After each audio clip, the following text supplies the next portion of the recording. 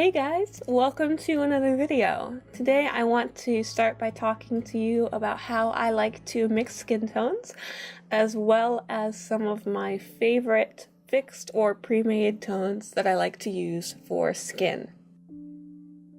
So I actually made this skin tone palette a year ago, maybe? Half a year ago, and it's really handy for skin, but I find myself just as often, if not more often, reaching for my fuller palettes and mixing my own skin tones. So that's what I want to start by talking to you guys about today before we jump into today's piece.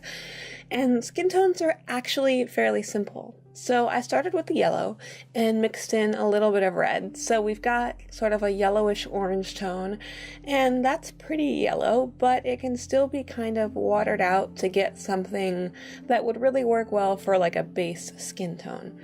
The basis of skin tones is that you've got mostly yellow, a little bit of red, and believe it or not, a tiny bit of blue. So this is that yellow with a tiny bit of red with a little bit more red, and you can see we're getting peachier.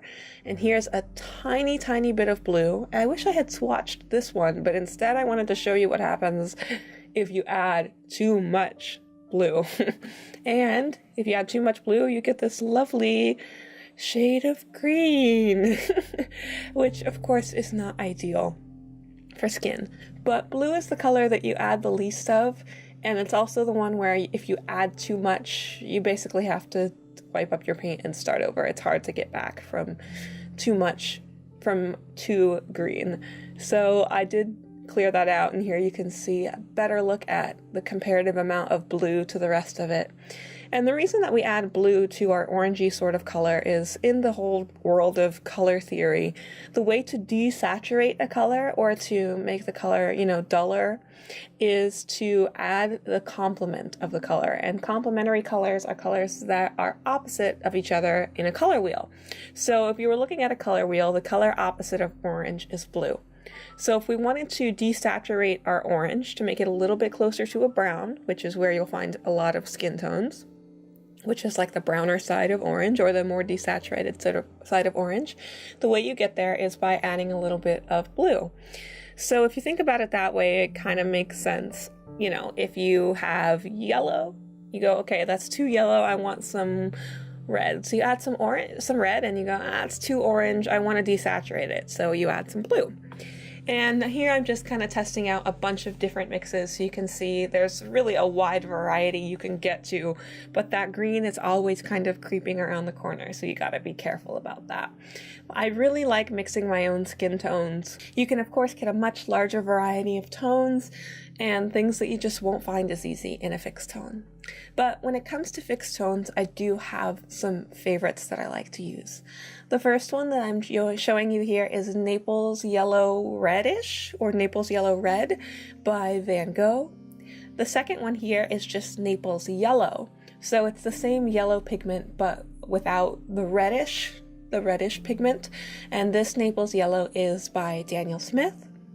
The third color I'm going to be showing you is this Juan Brilliant, and this is Juan Brilliant number 1. There's also a number 2 that's a little bit different, but Juan Brilliant number 1 this one is by Shinhan, and the last one I'm going to be showing you, I believe this is just brown. I think it's just Shinhan's brown. I'm pretty sure. I have to double check. But I also really like using purple as a shadow color. I found that purple blends really nicely on top of skin tones, and you can always lay colors on top of your little swatches to test them out and see what they're going to look like before you put it onto your painting. I know that was kind of a quick jump through mixing skin tones, but I wanted to talk about that a little bit and give you a little bit of an insight into my process before we jumped into this piece. And originally I was thinking that I was going to use my fixed tones, like my Naples Yellow Reddish or my Juan Brilliant for this piece, but I immediately felt like they didn't give me enough control. And of course you can mix those colors with more red or mix them with other colors, but I really decided with this that I wanted to start with my own base. So I ended up just mixing up, some yellow and some of my own colors for the skin, and we'll talk about that. And look, I finally did it. I finally remembered to paint the hair first.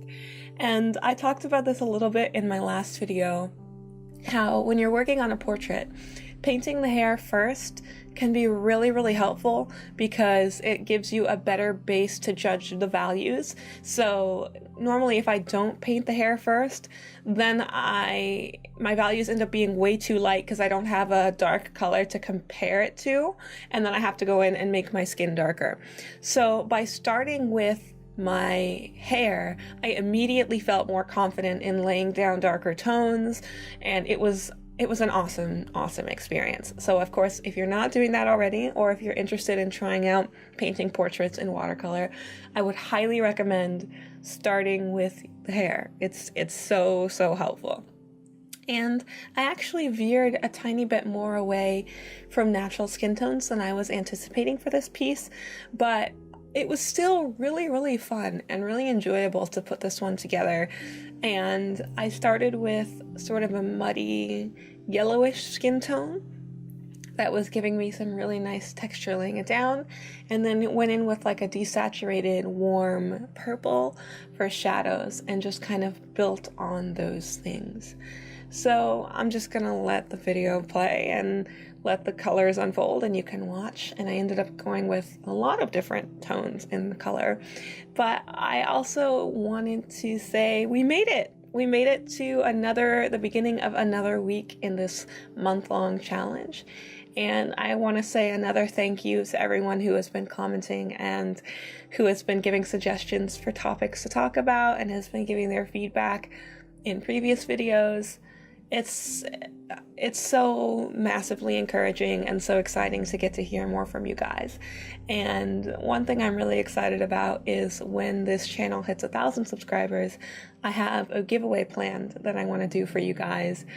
And that's going to be a special thing. It's going to be a fun thing. And I'm just so grateful to all of you who are following along and who've been joining in. And I hope that you guys are creating art of your own if art is something you enjoy doing.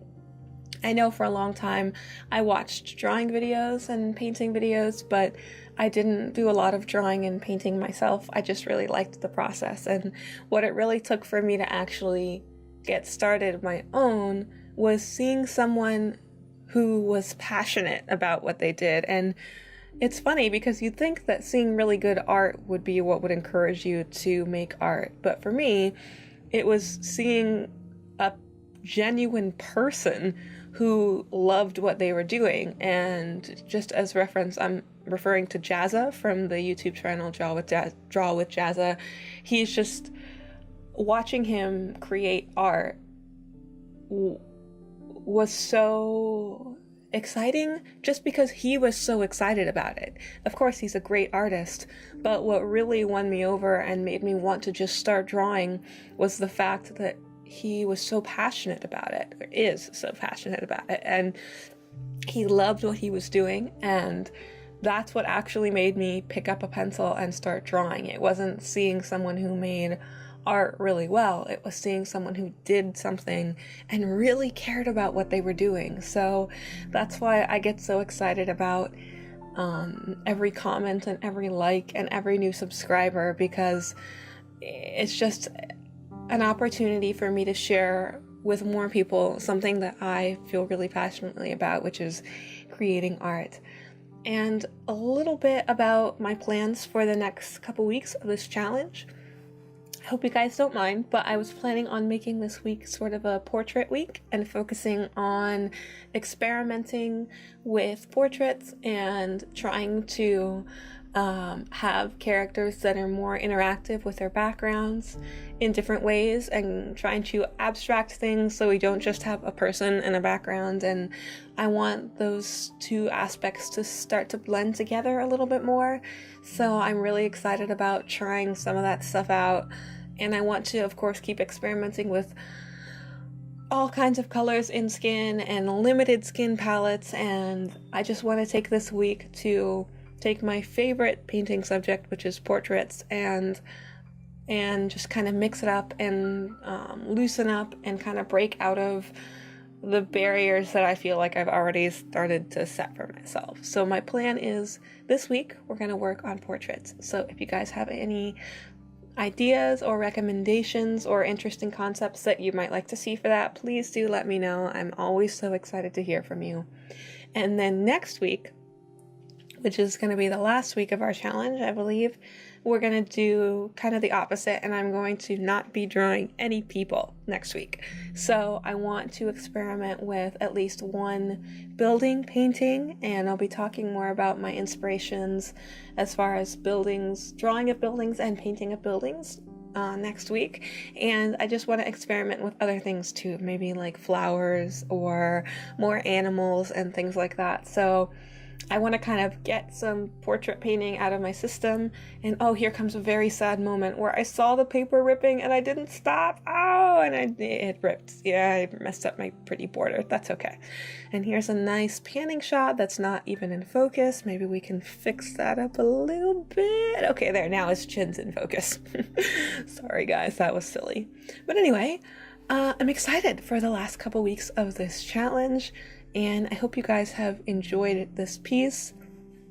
And I hope you guys are excited about another fun week, not just for this channel, but in your lives in general. And I hope you guys are doing well. I'll see you next time. Bye.